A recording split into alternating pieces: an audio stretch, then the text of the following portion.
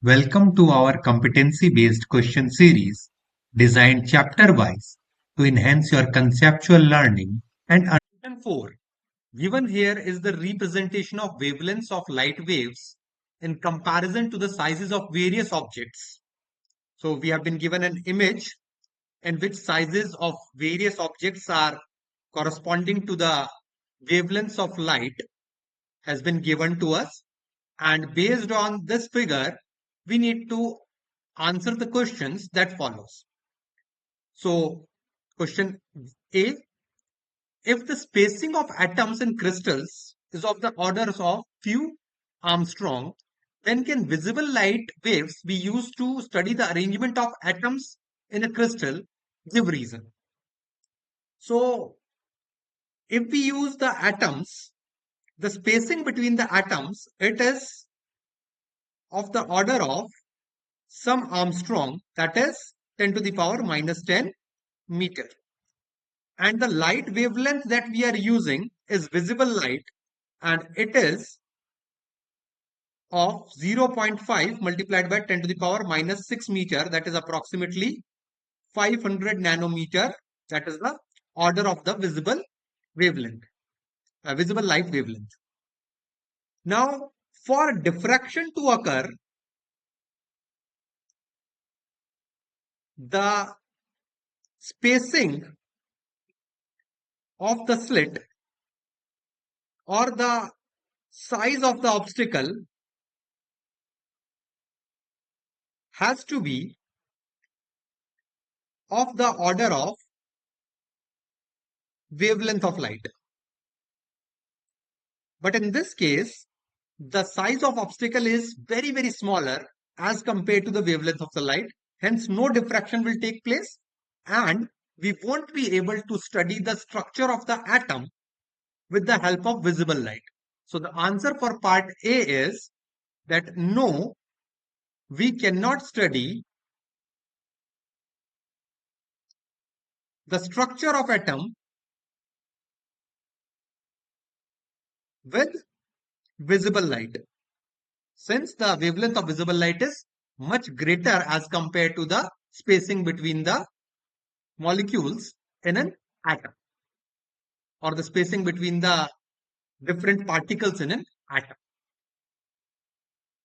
Now, part B, identify the waves that are most suitable for studying arrangements of atoms in a crystal.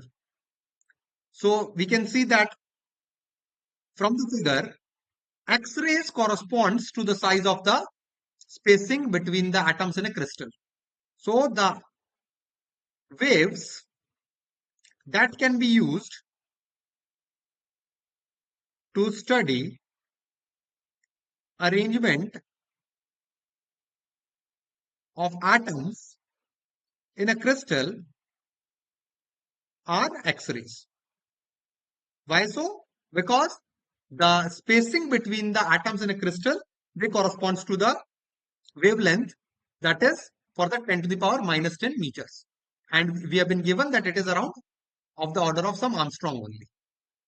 So we can study the spacing with the help of X-rays. Now let's take part C. State true or false and give reason for your answer. Both a clap sound and a radio electromagnetic wave can be heard or received around the corner of a building. And we have been given that the wavelength of a clap is about 0.1 meter. So now this phenomenon, it corresponds to diffraction. So bending of light or bending of wave around the corner means diffraction. And for diffraction to take place, the size of obstacle has to be of the order of wavelength of light. And since the building, it is of some meters, we can say that definitely around the corner of building, the clap sound will be diffracted, as well as the radio electromagnetic wave will be diffracted because its wavelength is 10 to the power 3 meter. So radio waves and this wavelength of clap sound, both they corresponds to the size of the building, and hence diffraction will take place and we will be able to hear that around the corner of a building. And for part C, we have to write that it is true. Now let's take part D. In the single slit diffraction arrangement, how would the image on the screen appear in case the wavelength lambda of the incident light is much lesser than the aperture width D? So it is saying that the aperture width B, it is very larger than lambda. So when this situation occurs, no bending of light will take place because most of the light will pass straight without bending, and then no diffraction will happen, and the diffraction effect is suppressed, and hence we will be having uniform illumination on the screen rather than we will be having some profound diffraction pattern. So I can write like this, that when lambda, it is very lesser than D, the bending of the light at the edges of the slit is minimal. Hence, light mostly travels in a straight line and diffraction effects are suppressed. So this is the answer for part D. Keep learning, keep practicing, keep excelling.